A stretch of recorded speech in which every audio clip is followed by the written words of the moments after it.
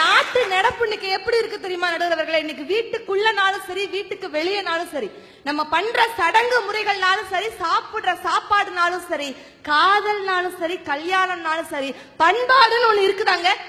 கவிஞர் கண்ணதாசன் அழகா சொல்லுவாரு, ஒழுங்காக பாடப்படுவது பண், ஒழுங்குமுறை தவறாமல் இருப்பது பண்பாடுன்னு சொன்னாருங்க. அவர் கவிஞர் கண்ணதாசன் சொன்னாருங்க.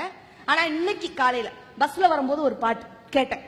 நான் யாரு கொய்யால, நான் யாரு, கடைசி வரைக்கும் கொய்யால அதுக்கு அர்த்தமே சொல்லலங்க, யாருன்னே சொல்லலங்க. பயப்புல பாட்டு இன்னைக்கு எப்பேற்பட்ட பாட்டுங்க. ஒரு காலத்துல எப்படி இளைஞர்கள் இருந்தாங்க தெரியுமா?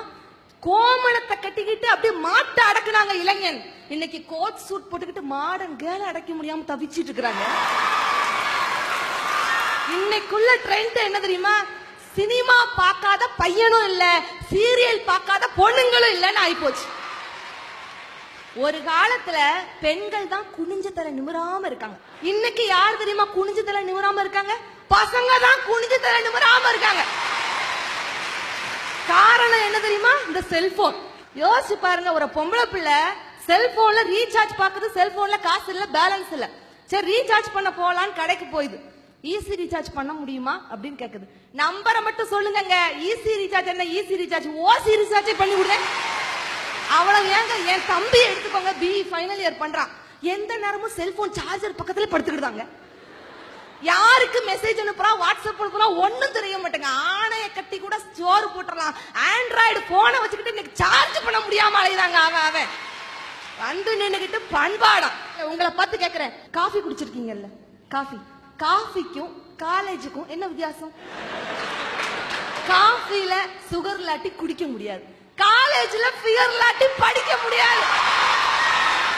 இன்னும் யோசிச்சு பாருங்க, என்னதான் பசங்க 150 CC Pulsar, 165 CC Apache, 225 CC Karizma bike வாங்கினாலும் கடைசி அது 80 சிசி ஸ்கூட்டி பின்னாடி தானுங்க போகுது. நடுவர் அவர்களே, உங்களை பார்த்து கேக்குறேன், நீங்க உங்க காலத்துல லவ் சாங் எப்படி பாடியிருப்பீங்க? அழகிய விழிகளில் 60 கலைகளை எழுதிய திருமகனே, ஓ ராஜா ஐ லவ் யூ, இப்படி பாடுனீங்க. ஆனா இன்னைக்கெல்லாம் இப்படி பாடினா காதல் செட் ஆகாது, பாட்டும் ஹிட் ஆகாது. ஏன் தெரியுமா நடுவர்களே?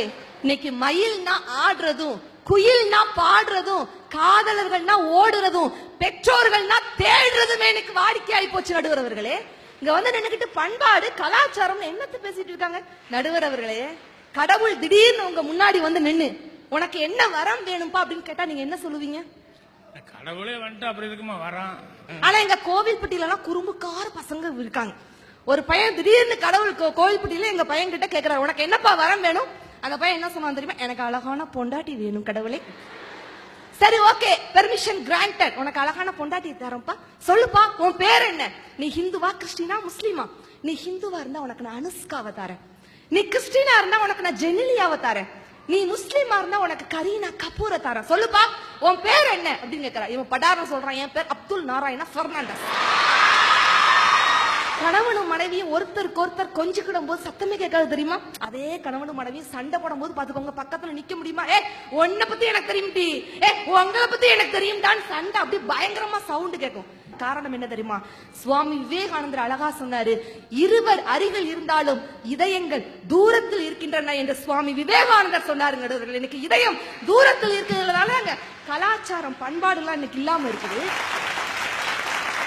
இந்த வருஷம் இவ்வளவு பெட்ரோல் விற்கணும் தீர்மானம் போட்டா அது அரபு நாடு. இந்த வருஷம் இவ்வளவு தங்கம் விற்கணும் தீர்மானம் போட்டா அது சுவிஸ் நாடு. இந்த வருஷம் இவ்வளவு வாகனங்கள் விற்கணும் தீர்மானம் போட்டா அது ஜப்பான் நாடு. ஆனா இந்த வருஷம் இவ்வளவு சரக்கு விற்கணும் தீர்மானம் போட்டா அதுதான் நம் தமிழ்நாடுங்கிற கேவலமான நிலைமையில இருக்கிறாங்க.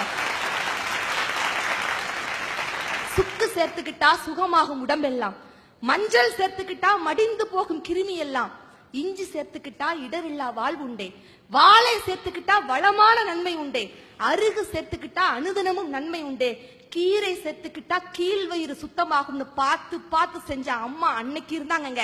ஆனா இன்னைக்கு பீஸாவும் பர்கரும் சாப்பிட்டுட்டு எதிர்கால சமுதாயமே இன்னைக்கு சின்னாபின்னமாகி போய் கொண்டிருக்கிறதே. இன்றைய காலகட்டத்துல எப்படிங்க உங்க பண்பாடு போற்றப்படுகிறது? நெஞ்சில வார்த்தையும் இல்லாம பேசுறீங்க. இன்றைக்குள்ள காலகட்டத்துல பண்பாடு எல்லாம் வெறும் ஃபன் ஆகி போச்சு, கலாச்சாரம்னா சாதாரண கல்ச்சர் ஆகி போச்சு. அப்படின்னா இன்றைய சூழலில் தமிழரின் பண்பாடும் கலாச்சாரமும் ஒரு காலமும் போற்றப்படவில்லை, அது புறக்கணிக்கப்பட்டு கொண்டுதான் இருக்கின்றன.